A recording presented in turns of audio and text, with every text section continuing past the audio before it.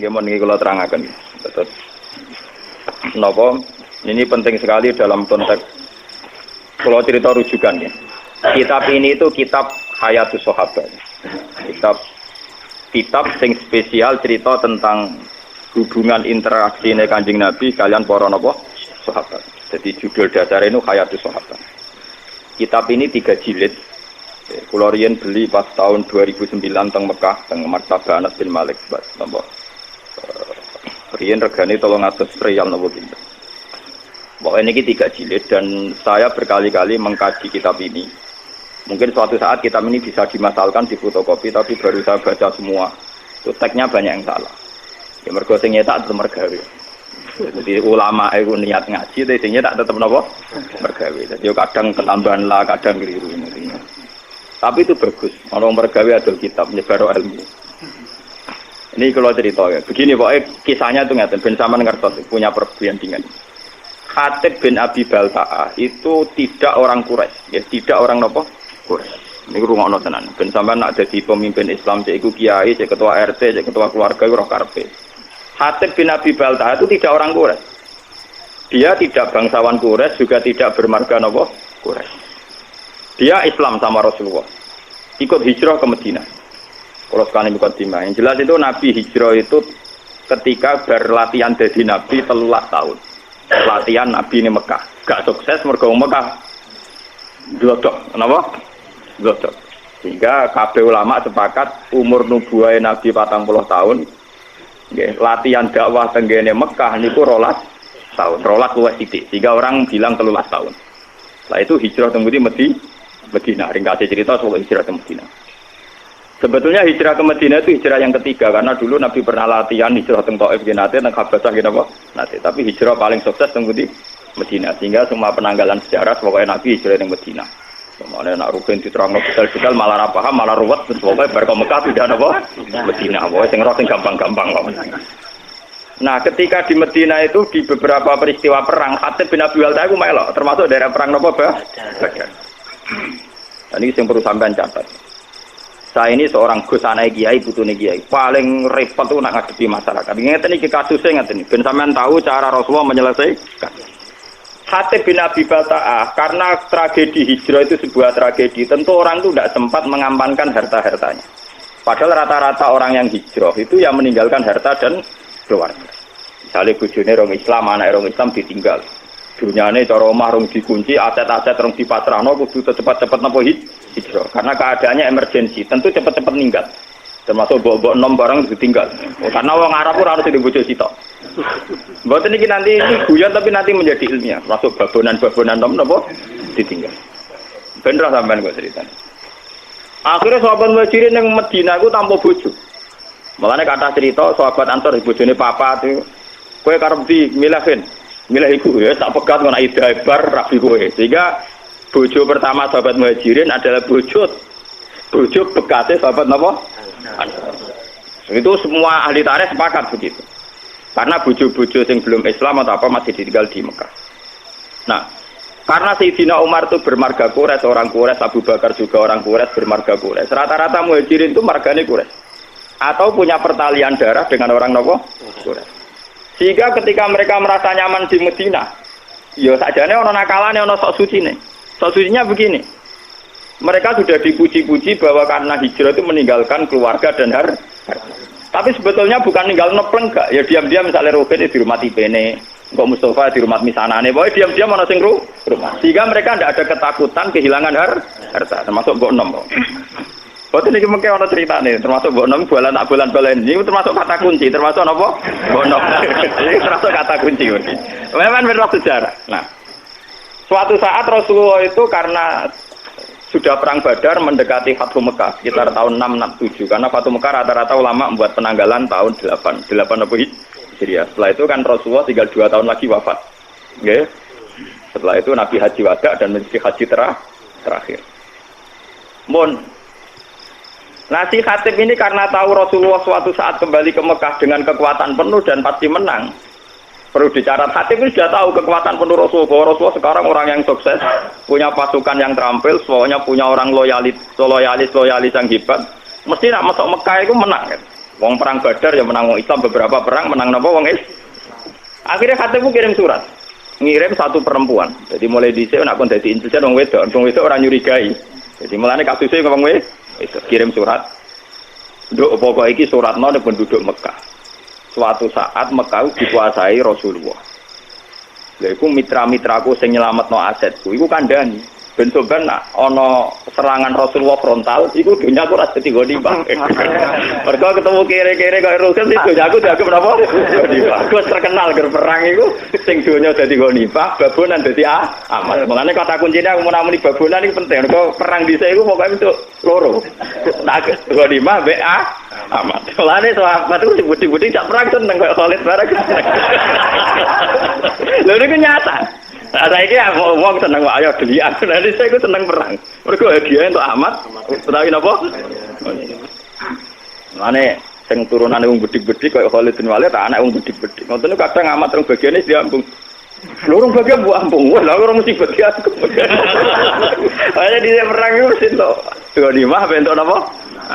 Hasil si Khatib bin Abi Balta'an iki apa itu kirim surat supaya aset-asetnya diamankan. Ini kembali ke mukjizatnya. Karena Rasulullah itu seorang nabi, beliau mukasyafah, kemudian diberitahu Jibril bahwa Khatib itu membocorkan rencana Nabi ke Mekah. Padahal dalam teori perang, pembocoran informasi itu kan satu hal yang krusial, satu hal yang bahaya.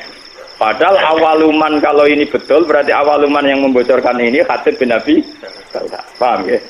Akhirnya Nabi lewat teori, ya memang teori perang pasti begitu.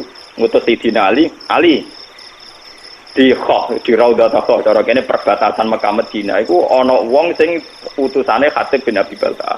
Itu bawa surat yang mau membocorkan ke penduduk Mekah bahwa kita mau ke Mekah. Walhasil rahasia perang itu nanti terbongkar.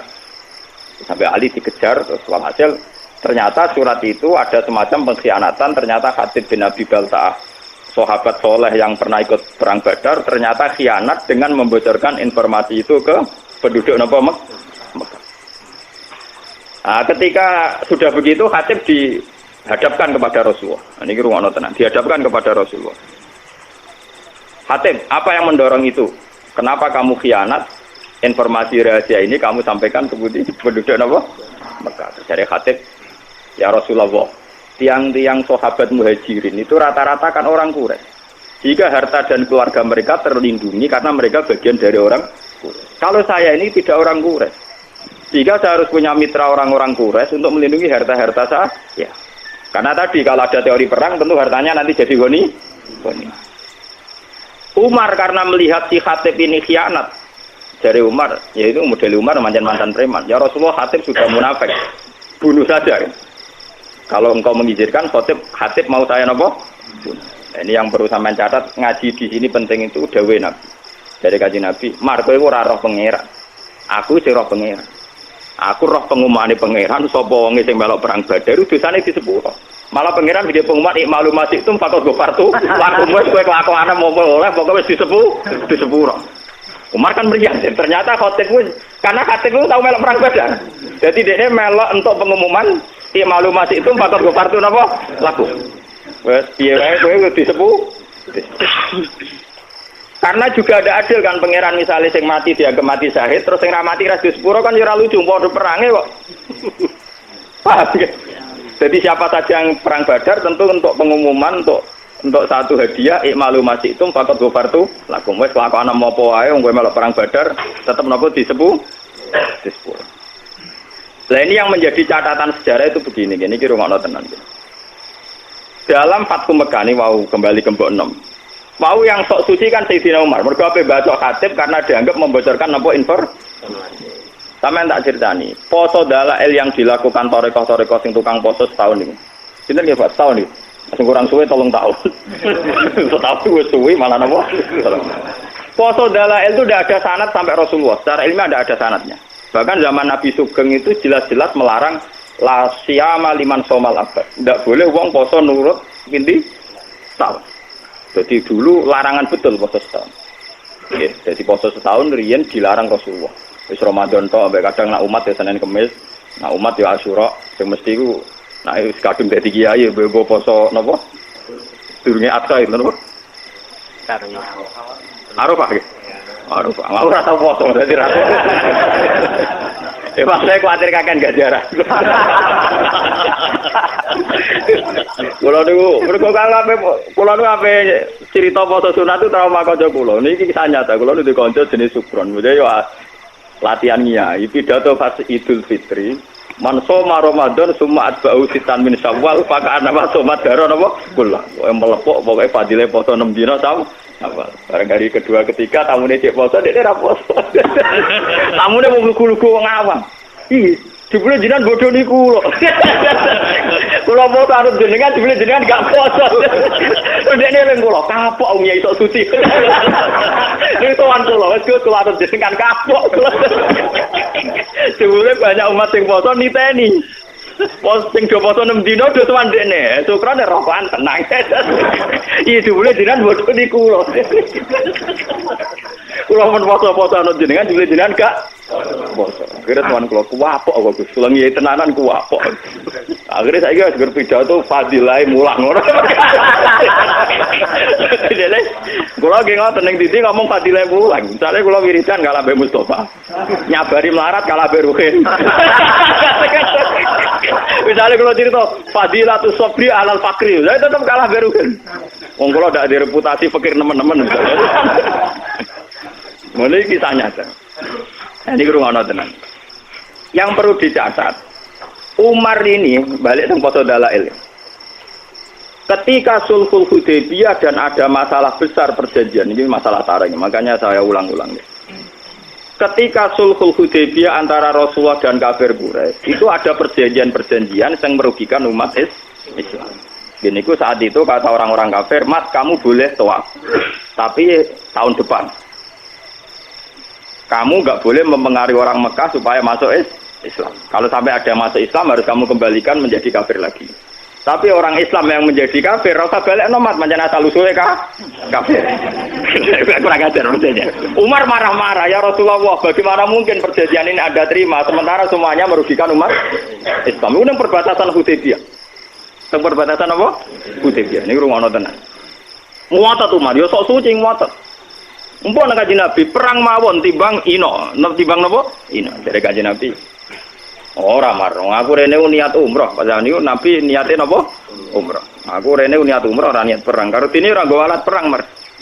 Lah sing lucu, Kanjeng Nabi tahu disangsikan sampai belum pernah Sayyidina Umar bantah Kanjeng Nabi dan menyangsikan kenabiannya Kanjeng Nabi kecuali dalam peristiwa Hudaybiyah.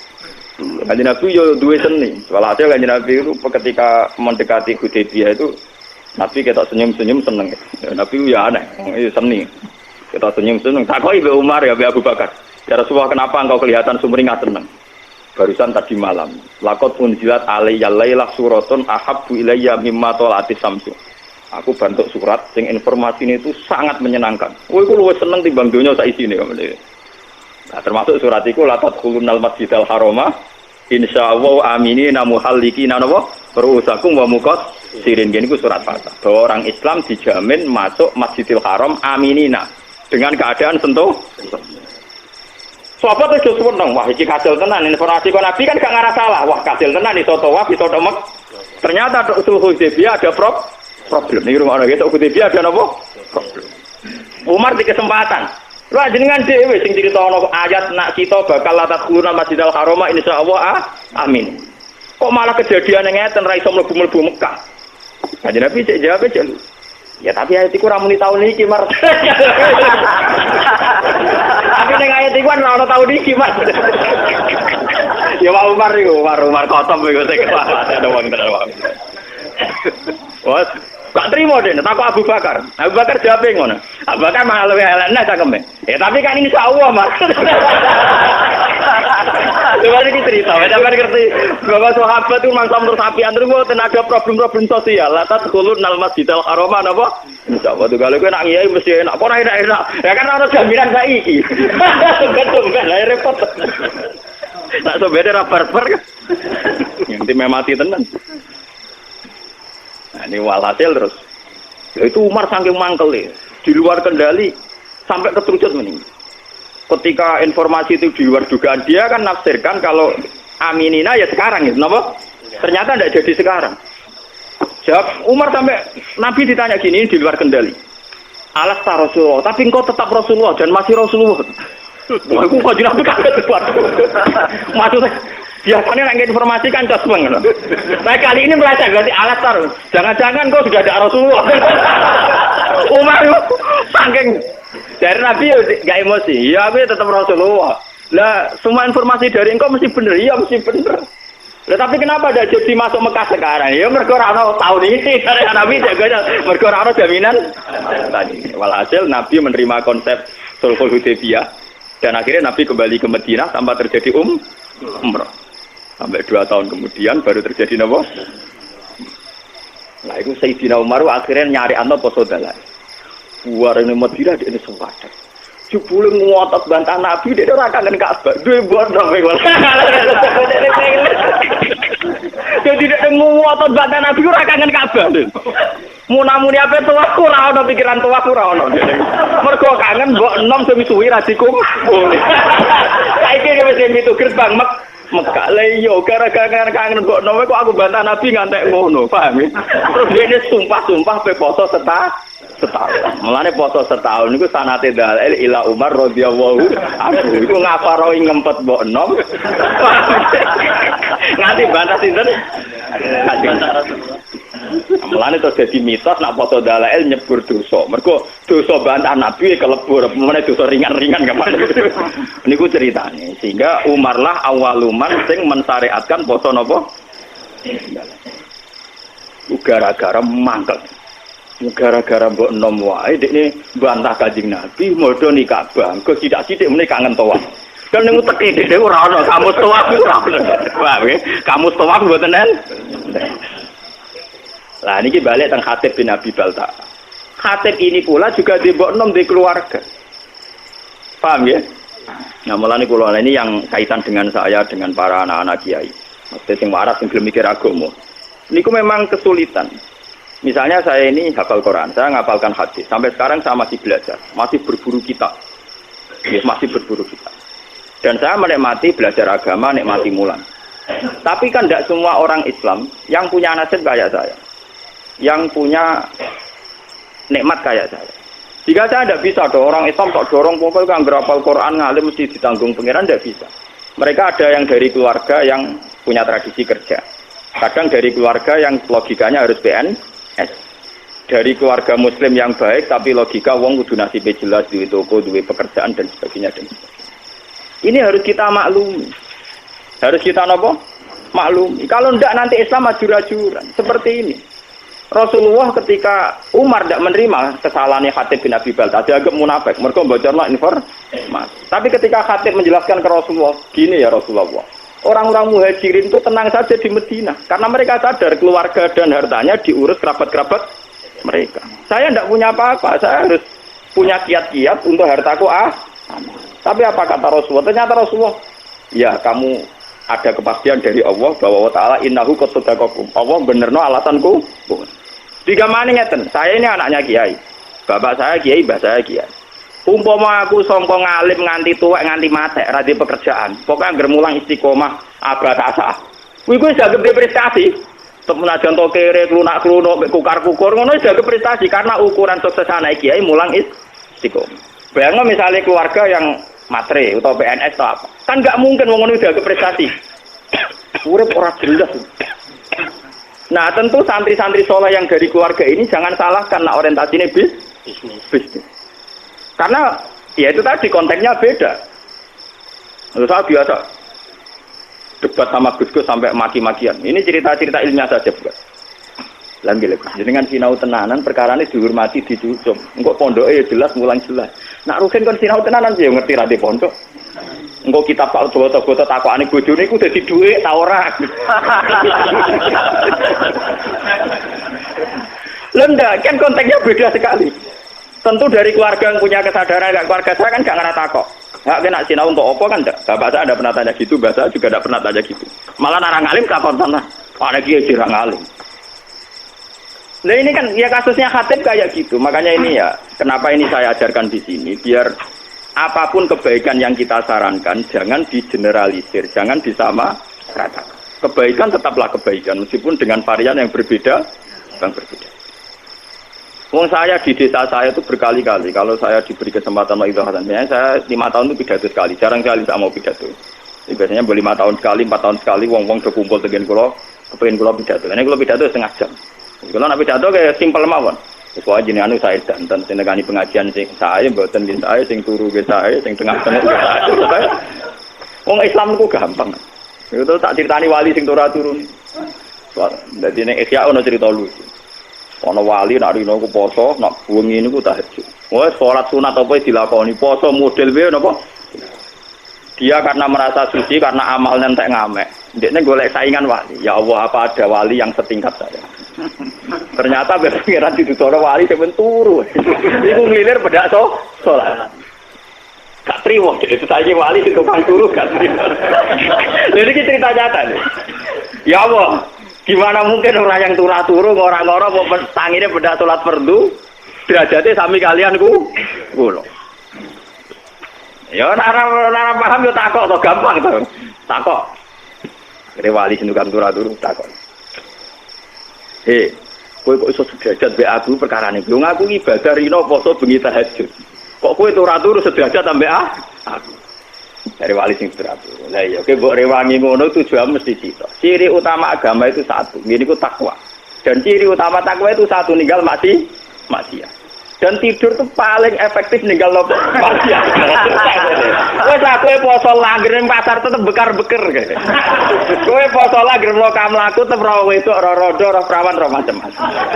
Tetep bersih aku ning kamar, terus aku mau Aisal korang-korang pokok. Bisin, wes catet tanem delok wedok mbek aku tetep bersih aku. Wong aku ning kamar tuh ora. Piye wae ciri utama takwa ninggal maksiat dan turu paling efektif.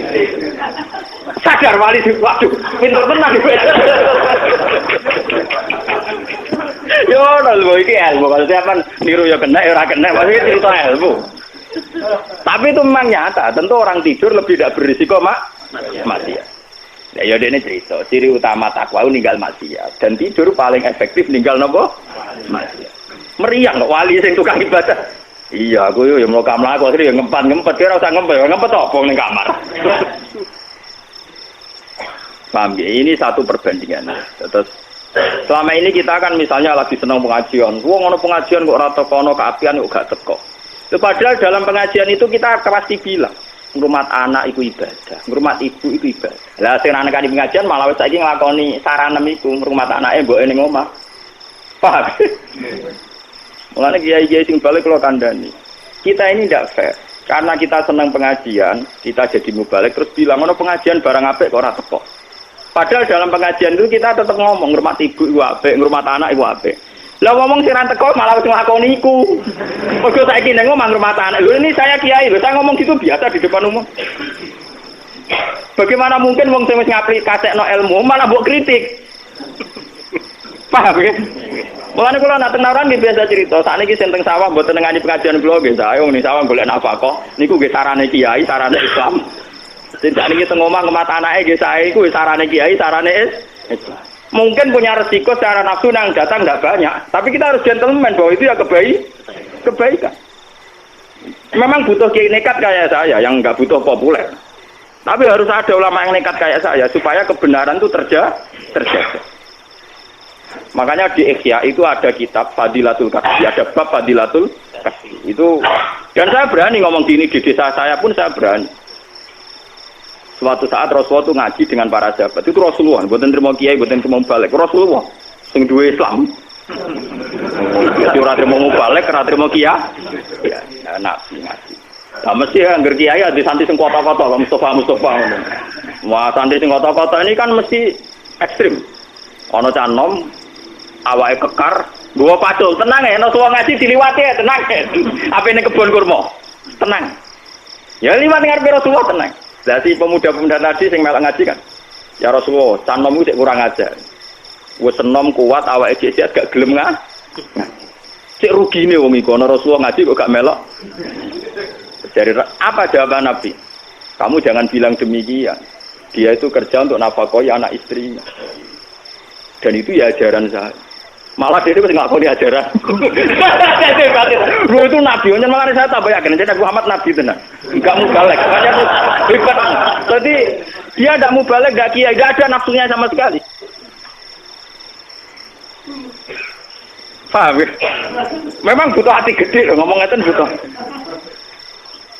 butuh hati gede. Karena kita tetap ngaji, manjen goblok ya ben ngaji kok. Tapi ini cerita, kita ini tidak usah membakukan satu kebenaran, satu dua. Mungkin nanti Gus kudu ngalim takdir. Apa sing rapati Gus, rapati ngalim, tapi amen pidato, sing maslahat gawe masjid, urusan bangunan. Karena Gus yo coba melok-melok, malah raro aku malah repot. Lah padha sing Gus ngaji malah melingkar kabeh maknane malah. Ini kan urusan pembagian apa tuh? Tugas. Makanya Sayyidina Umar disalahkan oleh Rasulullah. Kamu jangan begitu. Ternyata Khatib bin Abi Balta'a punya pertimbangan tertentu. Umar sing sok suci tadi ternyata pertimbangannya bondo. Terus dia mau angkel ambek awake dhewe terus foto napa dalah go ngafaroi bantah Nabi demi bondo. Semenjak niku terus dalail jadi syariat. Mulane sanad dalail sebenarnya terputus sampai Umar. Nggih yang persisnya dalail foto setahun terputus sampai sinten? Sayyidina Umar. Bahwa kemudian ada hadis umum tentang Umar. Ini kok alaikum bisunnati wa sunnatil khulafair rasyidin al-mahdiyyin. Abdu alaiha bin nawajid. Jadi sebenarnya kalau persisnya puasa setahun itu hanya sampai Umar, paham ya? Karena Rasulullah melarang puasa napa? Tahun. Tapi karena Umar punya pikiran tertentu untuk mengkafaroi dosanya, itu sah adanya. Ya tentu menghindari yang haram-haram kayak ayam mutasyrik terus. Napa? Idul Fitri tanggal 1, ya itu kan itu pakem ya kayak gitu terus. Sebagian ulama nambahi ayam musyak kayak tanggal pinten antara 30 dan apa? Tapi itu sebagian ulama. Sebagian liyane tenang mawon. Mergo terus kaduk. Jadi orang ulama yang mengharamkan puasa yaum musyak berarti tanggal pinten 30 atau 29. Sebenarnya yang potensi jadi tanggal 1 Ramadan. Lah ulama sing mengharamno aku setuju. Setuju kula iku ben malaikat iku jelas. Saake malaikat menyang agak diharamno. Saake malaikat begini, kita ini kan misalnya tahu falak ya. Sekali 1 Ramadan itu kan harus puasa atas nama Ramadan. Kalau orang yang biasa dalail tidak pernah jeda dan itu terjadi sak, misalnya orang khilaf Ramadan itu apa Senin apa Ahad, orang masih nopo khilaf. Tentu aturan fikih kan itmam. Itmam misalnya nunggu selesainya 30 Sya'ban. Ya 30 hari ya, minggu dia 30 hari. Ketika itmam selesai kan dia mau tidak mau harus bagian dari Ramadan. Tapi itmam kan juga ada masalah. Sekarang fikih-fikih modern itmam itu ada masalah. Masalahnya gini Pak. Misalnya saya meyakini Sya'ban itu sudah itmam 30 hari. Itu masalahnya kan penanggalan 1 Sya'bannya saya misalnya Ahad. Coba bagi orang yang awal nanggali Sya'ban itu Senin. Itmamnya kan ya mundur gitu. Paham ya? Makanya di fikih-fikih modern sekarang istilah Ramadan ditoleransi sampai 4. Itmam itu tidak menyelesaikan masalah karena kalau ngitungnya dari Sya'ban sudah beda. Paham ya? Selama ini kalau kiai-kiai pidato kan hanya cerita, lo nak bingung yo gampang, pokoknya Pak Milu data Sya'ban salah Cina Yoman. Loh, tapi salah Cina Yoman yang awal Sya'ban itu besok. Paham ya? Loh enggak loh. Paham Mas Abu ya? Salah Cina Yoman Sya'ban jebule sing sitok misalnya Mustafa ngitunge Ahad, sing Ruhin ngitunge Senin. Tak tetap ikmalilah mundur kan? Nah, orang yang biasa agak poso kayak aku gak bingung no malaikat. Karena jelas catatannya bahak ra poso, bahak poso. Lah sing biasa poso dalail malaikat iki dicatat bagian dalail apa Ramadan kan. Paham gitu. Jadi kadang wong ibadah ora diperhitungan sake malaikat. Mergo niki bingungno. Mulane rata-rata ulama, jumhurul ulama mengharamkan yaumus syak. Aku cocok. Wah, ana poso sekarang lu cocok lho. Mergo ya mergo ora usah poso niku maksudnya. Mergo ora usah napa? Poso. Loh karena memang membingungkan. Nah, sebagian ulama mengatakan ini cerita ilmiah ini masih cerita sahabat. Termasuk zaman sahabat kados Ibnu Abbas, kados sahabat-sahabat sing hati-hati. Ya sahabat riyen wonten sing alim gedhe, kados kula niki kathah. Alim tapi di perhitungan pokoke seneng sing haram-haram poso seneng. Mergo wis ora poso untuk ganjaran. Mergo ciri utama haram nak ninggal kan ibadah. Jadi sing poso iso ngenyek ge kuat. Goblok kowe poso. Poso ya musaku haram nglakoni. Kowe poso untuk dosa. Wis poso untuk dosa. Aku wis ra poso untuk ganjaran wong ninggal barang haram.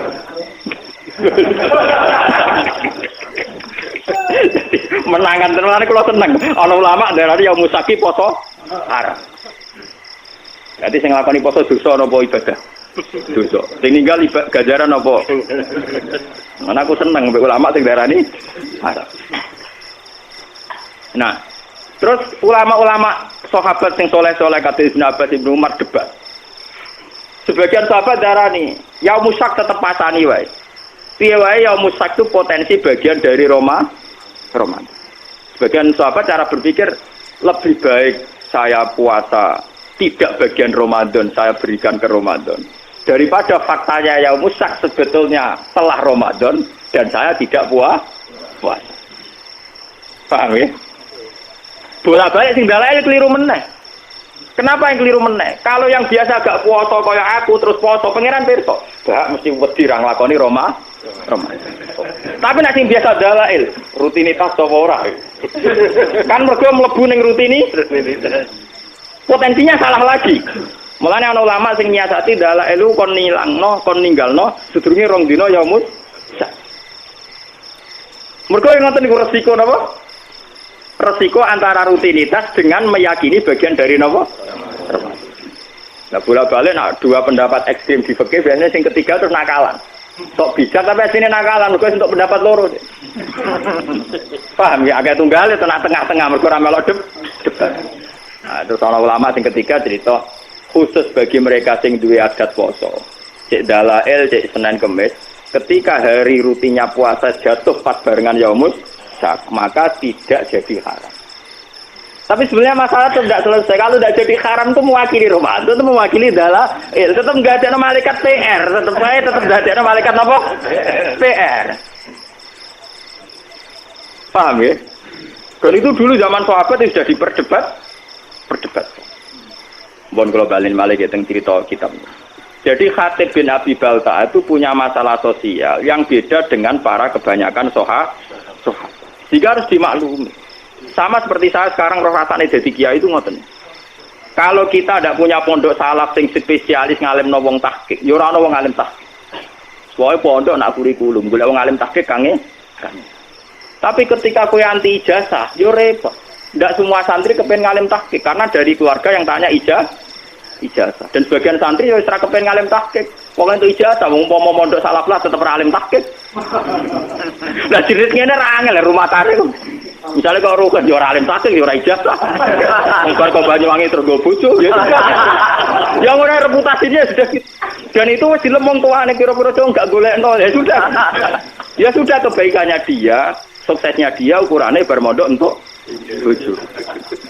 Ya sudah gitu. Kita tidak bisa maksa orang kebanyakan kok pondok ikut bisa maca Bukhari, Muslim. Ya kadang kita hanya misalkan pokoknya sholatnya madhep ngulon, kita enak salam yang ngalor sik ya sudah. Terus pakai ukuran-ukuran gitu. Paham ya, ini penting kalau aturakan. Ternyata Rasulullah piyambak cara pandang begitu. Khatib bin Abi Balta dimaklumi karena setiap orang pasti punya kodrat, punya insting, punya fitrah untuk melindungi harta dan keluarga. Paham ya? Sehingga ketika Khatib bin Abi Balta bahkan dianggap mengkhianati Rasulullah, dimaklumi oleh sinten Rasul. Umar yang sok suci begitu dalam konteks Khatib, ternyata beliau juga punya kesalahan dalam sulhul Hudaybiyah. Ternyata adik neraka kangen Ka'bah, kangen Bon. Wan yo repot. Mas kok dolan ning kanca, pangeran yo pirsa dolan ning kanca silaturahim. Sebagian yo ngindari wong judes ning omah iki. Iku rahasia umum pangeran pirsa. Niat silaturahim mbok kadare piro. Tapi nak ngindari jatah blojo karuan. Timbang itu mari tukaran ibu bebas silatur. Mau nak bojo sore kan biasanya separatus setan hilang mulai bojo wis sadar. Kok itu Pak kok gak ketok-ketok mlaku. Jajan munculnya setengah pitu esuk keranyam. Banyak kebaikan sing subhat ini gak pirang-pirang. Kebaikan sing napa? Subhat. Sawangane kangen Ka'bah. Jebule plesir ngono wae. Jadi ini terbelit masalah korupsi. Kurung-kurung nak nimul tajam, dongo mustajab. Nak menawa bebas kok korupsi, moro Ka'bah. Jadi Ka'bah delok-elok. Nak menawa iso nyapati terus bebas engko napa? Terjerat napa? Ini Ka'bah kayak kaku hati tuh ngadepi wong ngono. Ya itu kan sudah gitu itu ya kayak kasus Sayyidina Umar kok tadi. Umar wong saleh tenan dikafari poso setahun apa ngomong gelem. Paham ya, ini ben sampean ngertos. Kenapa saya milih kitab Hayatus Sahabat ya? Kalau kitab-kitab tasawuf kayak Hikam, kayak Ihya itu dikarang orang-orang yang sudah dekat Allah tapi tidak mengalami kasus sosial yang nyata. Beda dengan Rasulullah, beliau seorang sufi, seorang ahli ilmu hakikat tapi ngadepi konteks sosial yang berbeda-beda dan beliau harus dihadapi. Itu kan ngeri betul. Beliau atas nama pemimpin besar dan atas nama profesional urusan militer, informasi memang nggak boleh bocor.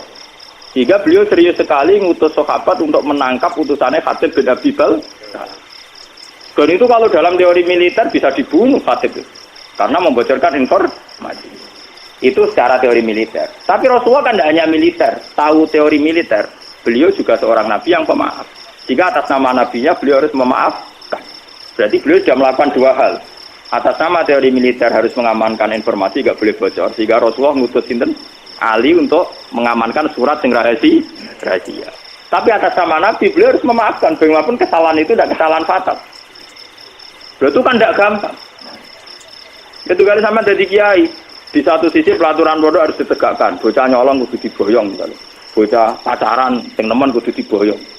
Nah tapi misalnya kita koi pangeran, Pak Yai, lu tak ada seno kiai bendadani, wong nggak mau ngambil bendadani malah boyong, raja bendadani wong boyong. Memang itu menjadi perdebatan para kiai. Sampai sekarang semua kiai soleh yang saya temui itu punya nurani mesti paradoknya di situ. Lah Gus pondok rano pelaturan ora mungkin. Tapi ketika pelaturan dieksekusi secara ekstrim, itu ya rakate kiai. Ya. Saya ini kecil saya mondok di pondok besar itu saya pernah ketua pengurus. Itu paling pernah suatu saat misalnya ada anak itu maling diboyong. Ketika diboyong ketemu ibunya, kebetulan bapaknya itu di sawah. Wah Agus betul teng pondok malih. Mungkin anak kula dibuat kalian bapak. Wong kula pondokno kula mun ngertos anak kula tukang nyolong. Dadi kula pondokno ben mari. Lah nek jenengan boyong nggih terus nyolong terus mawon. Dan itu ngomongnya seorang ibu yang tulus. Kula tuh ngertos Gus, nak penyakit anak kula niku nyolongan. Mulane kula pondokno ben mari. Piye ora cukup. Kan tidak mungkin pondok tanpa pelaturan. Pelaturan tidak apa-apa, terus kan tidak mungkin. Tapi ketika terlalu ekstrim menerapkan itu, terus kemudian kapan kita tarbiyah? Kapan kita memperbaiki manusia? Nah pada kurikulum saya nanti bayar bar. Sekolah kurikulum kan aturannya lebih jelas. Jadi kriminal atau orang, nah kriminal dilapor polisi, biasa mode. Ya sudah begitu. Lah Rasulullah itu yang ngalami kayak begitu. Termasuk ini cerita seterusnya ini yang enggak masuk di fotokopi tapi kalau terangkan. Suatu saat ada orang pencuri. Ini kalau terusakan sing di halaman 173 guys. Yang enggak ada di jaringan tapi tulis saja 173 Hayatus Sahabat juz 2 nih. Suatu ketika itu ada orang mencuri. Ini rumah tenan. Ketika mencuri dilaporkan ke Rasulullah karena sudah memenuhi syarat dipotong tangannya karena melebihi 1/4 atau dinar. Itu sama Rasulullah itu ketika diputuskan bahwa ini mencuri betul, saksinya juga betul-betul meyakinkan kalau mencuri betul. Rasulullah sebagai imam memutuskan, tegakkan had. Ya tegakkan apa? Had. Tapi ketika eksekutor, cara saniki algojone mau memotong tangan, Rasulullah itu berpaling faka'an nafi wajhi asabun. Nabi itu susah sekali. Susah terus buang muka terus. Bahkan sebagian riwayat yang memiliki seakan-akan wajahnya Nabi itu ditaburi debu. Saking tersinggungnya, Nabi kelihatan tersinggung. Ketika para eksekutor mau mutus tangan, Nabi kelihatan tersinggung, marah, ngempet marah. Sehingga sahabat-sahabat yang di situ, ya Rasulullah, engkau itu Nabi dan ini khat juga sesuai perintah Quran. Dan engkau juga menyuruh khat. Tapi kenapa engkau kelihatan tersinggung, kelihatan susah? Terus jawabnya Nabi gitu. Fakih fala ahzan, fakih fala abki, wa umati tuqau baina adurikum. Lho aku ra susah piye iki ku santriku umatku, tangane diketok ning ngarepku kowe ora ngregani aku. Akhirnya sahabat-sahabat itu, ya gampang tuh ya Rasulullah, ya usah diketok. Sahabat ya nakal-nakal. Ya gampang ya Rasulullah, jenengan sepura mawon ora usah diketok. Terus jawab Nabi apa? Zaka sultanusu'in ini kula waca. Zaka sultanusu'in allazi ya'fu 'anil hudud. Walakin ta'aful hudud bainakum. Lho nak sebuah kriminal sudah dilakukan dan harus dihukum, kudu dihukum. Nak mutusno di sepuro zaka sultanun apa? Itu imam yang jelek satu hukuman kok dibatalkan. Tapi apa kerusan Rasul? Gak, aku sebagai imam tetap diketok. Walakin ta'afu bainakum. Iso ora diketok, tapi hukum dasar ketok kudu diilangi sih. Akhirnya wong sing rumangsa dicolong, ya sudah ya Rasulullah, sing kemalingan kan kula. Sudah Rasulullah saya maafkan. Ya ngono dan apa? itu hebat. Lo coba. Kiai saiki kok dadi nabi meriang tenan. Loh paling enggak kalau kayak saya kan tetap roh kafe. Maksudnya tak ceritani. Jadi nabi ku berat tenan. Jadi nabi memutuskan kon ngetok, tapi ketika itu orang pengetok nabi kelihatan tersinggung, susah kan. Itu apa sing nakal kan? Gampang tuh ya Rasulullah. Kan jenengan ngoten rasa mawon rasa diketok. Nabi iku sultan usuk. Itu imam yang buruk sekali karena ada hal yang terbukti salah ora ana hukum. Tapi hukuman itu iso mbok batalno. Walakin ta'afu bainakum. Ya asal sing duwe hak nyepu. Sehingga teori hadis ini pula yang mengilhami hukum-hukum fikih seluruh dunia. Kisos wong mateni ruhin, misalnya kudu dipateni.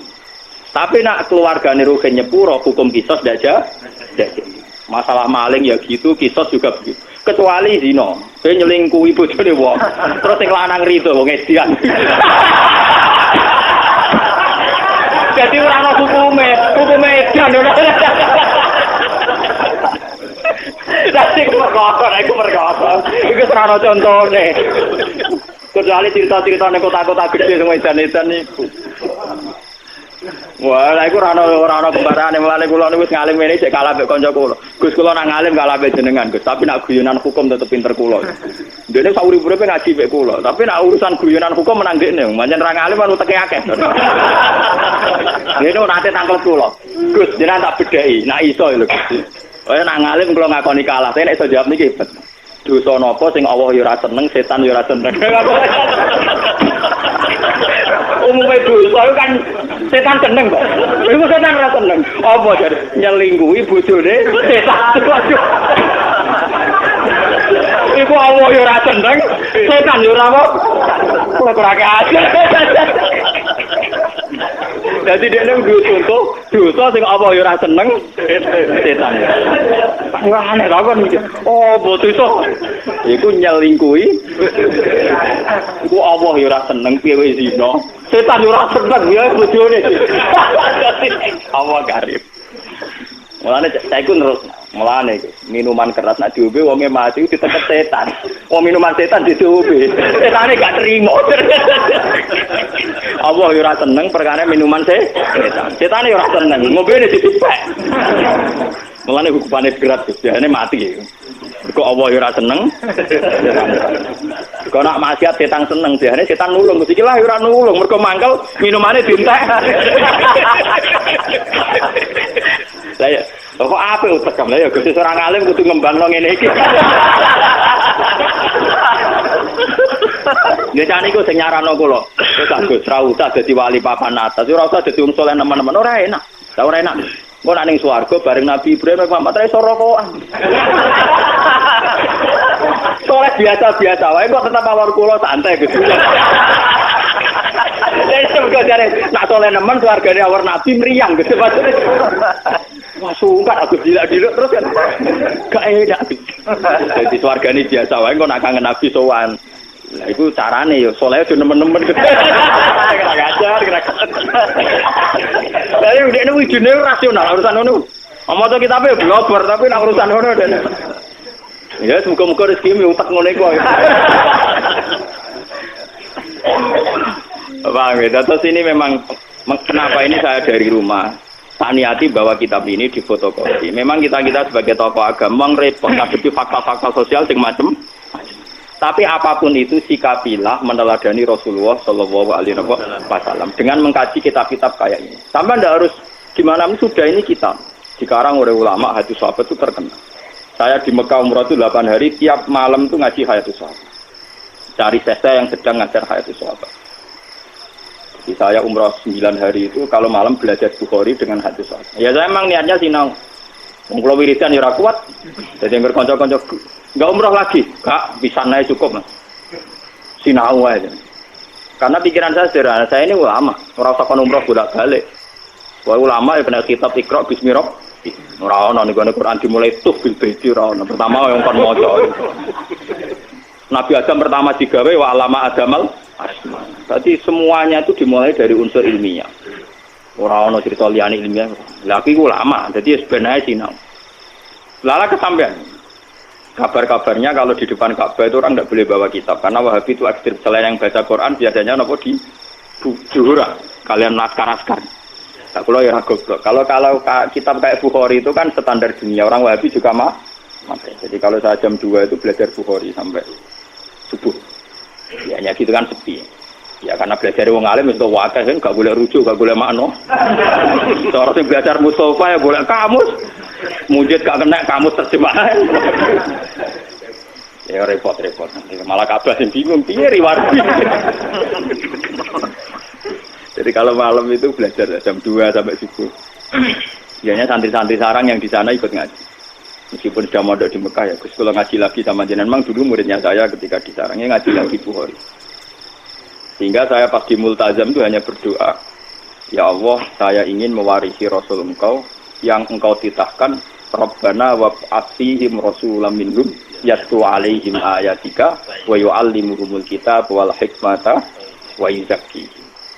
Bahwa Rasul Muhammad itu disifati Quran itu hanya tentang ngajarnya. Seorang Rasul itu apa? Rasul adalah orang yang mengajarkan kitab Quran. Wa yuzakkihim wa yu'allimuhumul kitab wal hikmata wa yuzakkihim. Sehingga seorang ulama kalau warasatul anbiya, ciri utamanya itu hanya ngajar. Bahwa kemudian wajib haji, nak ditakdir wajib. Ini kok nggih. Ya kaya kula mari kadang wah ya repot. Kalau itu cara melarat malah enak mikir kaji. Kadang ditakdir mampu napa? Nek rugen kula takok, wah kula ora kepikiran blas ora wajib. Oh, tekale pikir gowo-gowo. Tapi memang ya, kalau ulama itu watak dasar yang wajib enggak bisa dihindari itu mulang. Karena ketika Nabi Ibrahim itu ingin punya anak cucu yang jadi rasul, itu berdoanya Rabbana wab'athihim rasulam minhum yatlu alaihim ayati. Harus ada alaihim. Setelah dia alim Quran harus dibacakan ke orang banyak. Kayak saya ini dibacakan ke orang banyak. Yatlu alaihim. Jika hubungannya ulama dengan umat usahakan hanya hubungan ngajar. Dan itu saya praktekkan. Saya di Bojonegoro habis ngajar ya pulang. Di sini habis ngajar pulang. Jarang saya nimba tamu. Sekali ulama di luar mulang hubungan dengan masyarakat tengah dukun. Sing melarat njodongano jembar rezeki ini, sing buka toko ya ben penglaris. Paham ya sing dudo-dudo ya kepenang payura. Itu ndak harus ulama sekali bersaya sing nangani ngono-ngono iku, Pak. Selain aku ya ora duwe donga-donga sing iki buka toko, iki buka pom, iki ora duwe ngono. Wah, nek sing kiai-kiai ngoten wae ono ae dongane. Buka toko ben laris. Istiwa si bebas wae akad legi apa kok. Usuhe wae ono cara-carane opo piye. Mungkin dia ra toko kok carane. Ana-ana.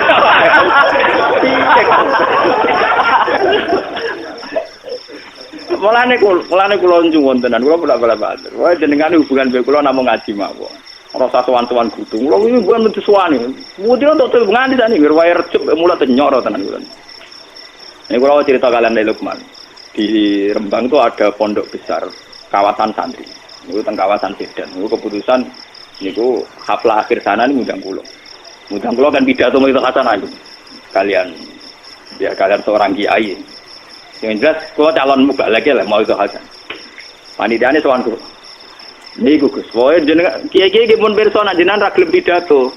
Tapi ini kedapurun, karena ini sudah keputusan para kiai. Aku kiai kok duduk mek keputusan kiai malah lucu to kira. Aku kiai, jadi ra wajib duduk mek keputusan apa? Kiai. Apa iki panitia waduh yo lali. Lagi tenang aja mek guyon. Aku iku kiai, yo coba intimidasi mek keputusane napa? Kiai. Dikandakno ning para kiai sing mutusno. Jare Gus Bak sendiri juga napa? Akhirnya kapan-kapan ketemu mbek ketua iki. Wah, aja teh cangkem. Wah, aku ngundang kowe ra mergo saking takzimku ben ya ben ngomong kene untuk barokah ngalimmu ngene-ngene. Aku tuh rabakat. Nah sebetulnya itu ya baik teman-teman nak sing pun bakat pidato nggih monggo nak rezekine kok menapa? Tapi nak sing kados kula nu ampun diundang. Di bangkaman kecewa. Ngono kula balik. Wingi entuk tamu ke situ foto. Gus niki kudu jenengan pidato nang situ foto. Kula pun ado-ado sowan mriki mosok boten jenengan turuti. Jaman kula ya nah, padha aku nuruti kowe ya para gono madoh to. Kowe aneh-aneh. Aduh kon ngregani aku dari situ bodo Rembang Wadon. Lah aku nuruti kowe ya adoh para ning gono.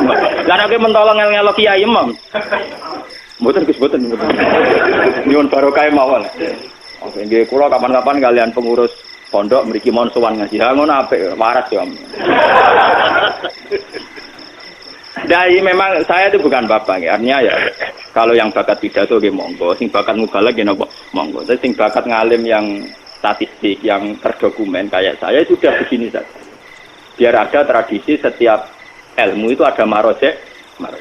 Saya itu kalau ngaji saya tahu wong koyo Ruhin ngomong apa percaya, umpamane ra paham. Tapi tetap tak dudono kitabe. Meskipun aku ya ora yakin orang sing takok Ruhin Gus Bak mulang kitab apa ya ora takok. Tapi secara akademik, standar akademik sebuah ilmiah harus ada rujuk. Dan rujukan harus diketahui kitabnya apa, halamannya berapa. Jadi sama enaknya. Paham ya? Makanya yang bakat kayak saya sudah begini terus, mungkin sampai mati. Tapi nak mati ini rasuwe-suwe kan ya rasuwe-suwe itu kan. Mungkin umur suwe-suwe loror. Kalau niku mau umur tua gara-gara trauma. Jadi Nabi Ibrahim itu suatu saat donga. Dia ya tahu, keliru donga ya tahu. Kayak Nabi Ibrahim lah. Ya Allah, kalau kepen umur panjang. Mbak pangeran lah dijawab. Mboten apa? Nabi Ibrahim umur panjang, mbak pangeran lah dijawab. Suatu saat dia ditamu wong tua. Untune wis ra ono tuwek ngono-ngono. Disuguhi kurma mbek apa? Anggur. Anggur sing wis wabang sing mateng nih. Tiap dipangan meler-meler sebelum meneh. Nabi Ibrahim itu sampun Gusti waktu buka mboten situ. Dene kuwatir meler-meler. Jadi pengiran ora dijawab. Ana satu wong tuwa. Ora ono untune mangan apa? Anggur ana aire to. Ono kan. Lha iku ngerti pangan meler meneh ceblok meneh meler meneh. Langsung ya Allah kudu tiga. Terus akhirnya alami mawon Gusti. Lah kowe kepen tuwa barang kok lha opo? Santri ra duwe putu bosen ngrumat, bojo judes. Anak bosen ngru. Salami ya ora usah ndonga panjang umur. Wis wae ndonga ya. Gusti kalau sebaiknya hidup ya hidup. Kalau sebaiknya mati ya mati. Gitu aja kok re. Memang ajarannya Nabi Muhammad kan gitu.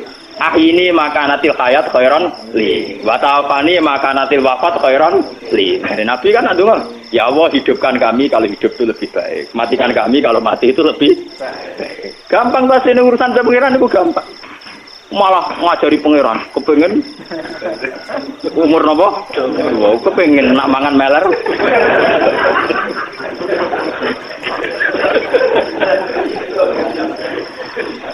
Paham gitu, terus ini tengah-tengah gitu. Makanya sebetulnya kayak ekstremis-ekstremis yang memaksa hukum Islam diterapkan secara ekstrim, itu sanadnya juga ada mutasil amat, karena memang hukum itu harus diterapkan. Ketika ada kasus, hukumnya harus diterapkan. Tapi sebetulnya sebelum hukum ini diterapkan, itu ada solusi pengcancel, pembatal hukum. Yaitu pihak keluarga atau korban tetap punya hak memaafkan. Dan itu menjadi alasan hukum jadi gugur. Paham? Dan itu seluruh umat Islam, ulama seluruh dunia sepakat. Misalnya kisos, itu bisa hukum dipancung karena membunuh orang. Itu bisa gugur kalau sebagian warisnya terbunuh, memaafkan. Begitu juga maling. Makanya akhirnya terus Nabi warung Nabi dukung, ya sudah kalau Rasul jangan dipotong kok gampang. Orang iso. Seorang imam harus mengeksekusi keputusan.